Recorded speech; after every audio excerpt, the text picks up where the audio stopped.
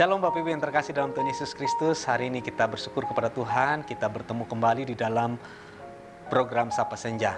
Hari ini kita akan kembali melanjutkan firman Tuhan yang saya sudah sampaikan beberapa hari yang lalu tentang prinsip bekerja. Kalau beberapa hari yang lalu bagian yang pertama, sekarang adalah bagian yang kedua. Ini adalah lanjutan. Di dalam bagian yang pertama kemarin, saya menyampaikan ada dua prinsip utama ketika seorang bekerja. Prinsip utama yang pertama adalah ketika seseorang bekerja, maka dia sedang dan harus memuliakan nama Tuhan. Artinya dia harus memuliakan nama Tuhan melalui pekerjaan yang ia kerjakan.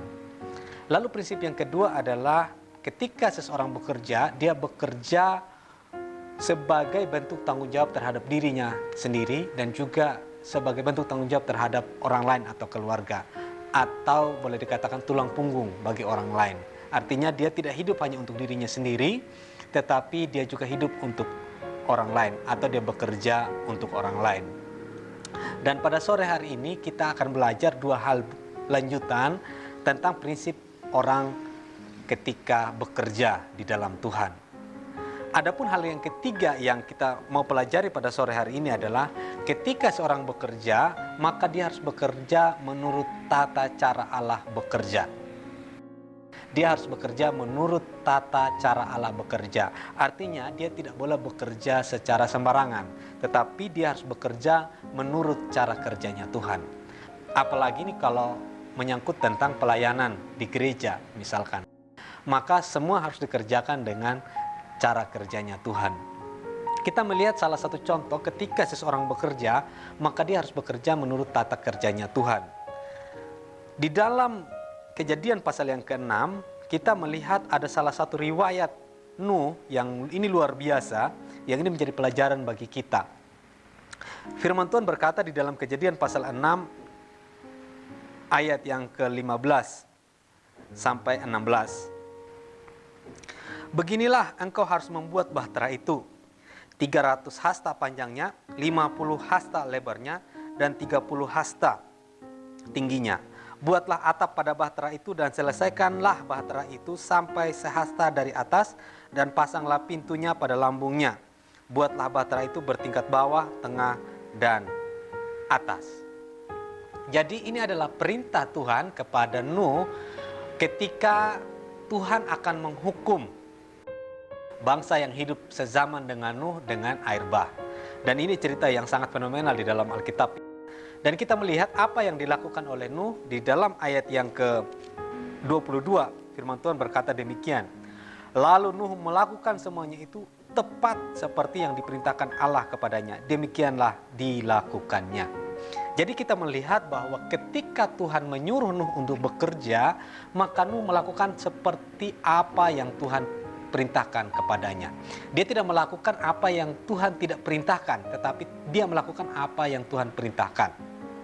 Ini poin yang utama ketika kita bekerja. Mungkin di dalam kehidupan kita sehari-hari mungkin kita bertanya, ini kan pekerjaan biasa, misalkan mencuci, membersihkan rumah, atau bekerja di kantor, atau memimpin perusahaan. Tetapi kita harus perlu ingat bahwa apapun pekerjaan itu, kita harus yakin dan percaya bahwa Tuhan turut campur tangan di dalam setiap pekerjaan kita. Oleh karena itu tidak sia-sia kita datang untuk meminta pertolongan Tuhan di dalam setiap pekerjaan kita.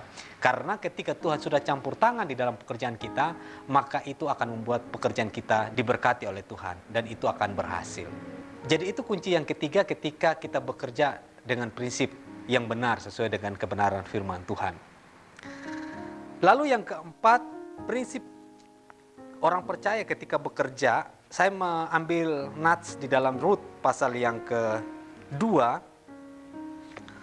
Rut pasal yang kedua, ayat yang ke-4 sampai dengan yang ke-7. Demikian firman Tuhan. Lalu datanglah Boas dari Betlehem. Ia berkata kepada penyabit-penyabit itu, Tuhan kiranya menyertai kamu. Jawab mereka kepadanya, Tuhan kiranya memberkati tuan. Lalu kata Boas kepada bujangnya yang mengawasi penyabit-penyabit itu, dari manakah perempuan ini? Ya, dia bertanya tentang Rut. Lalu ayat yang ke-6 firman Tuhan berkata demikian. Bujang yang mengawasi penyabit-penyabit itu menjawab, dia adalah seorang perempuan Moab. Dia pulang bersama-sama dengan Naomi dari daerah Moab.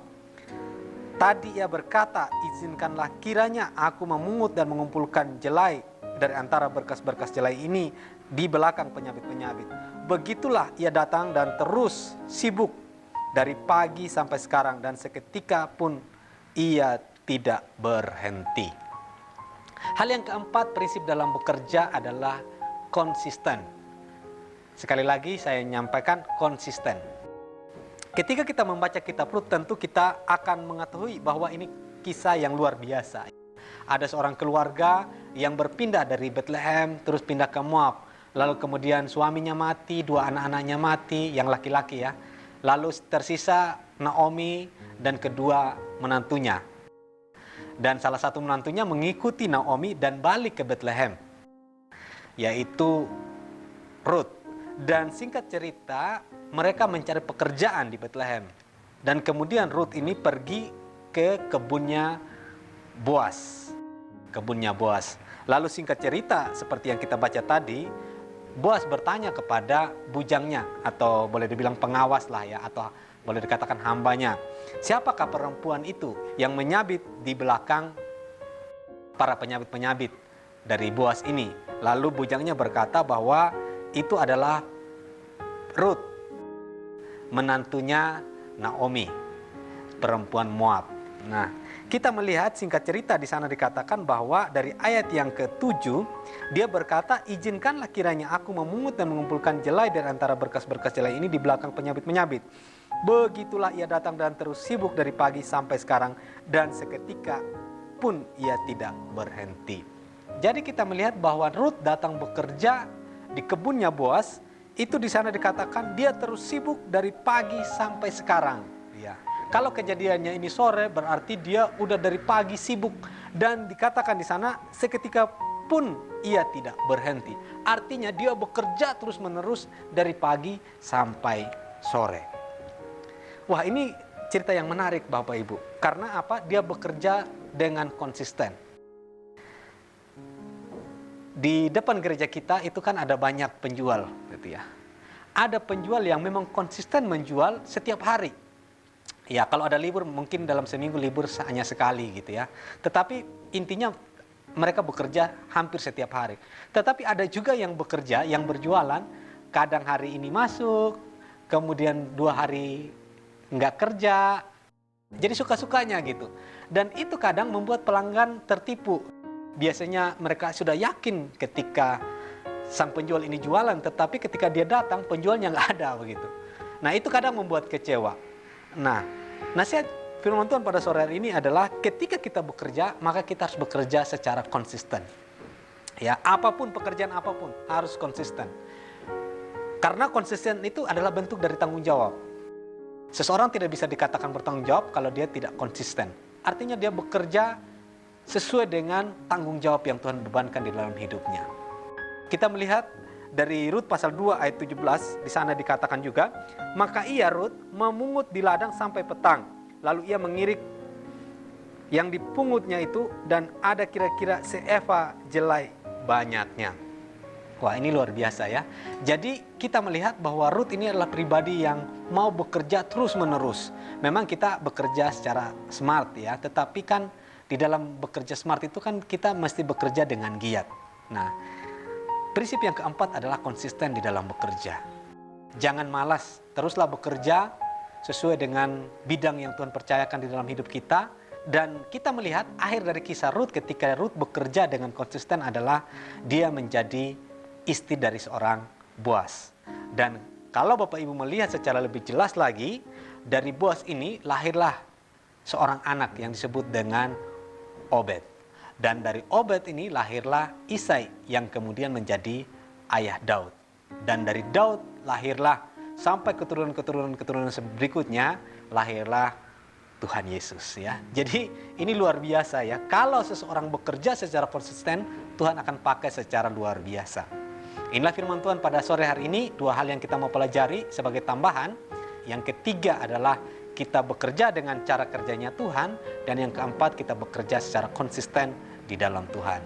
Tuhan Yesus memberkati.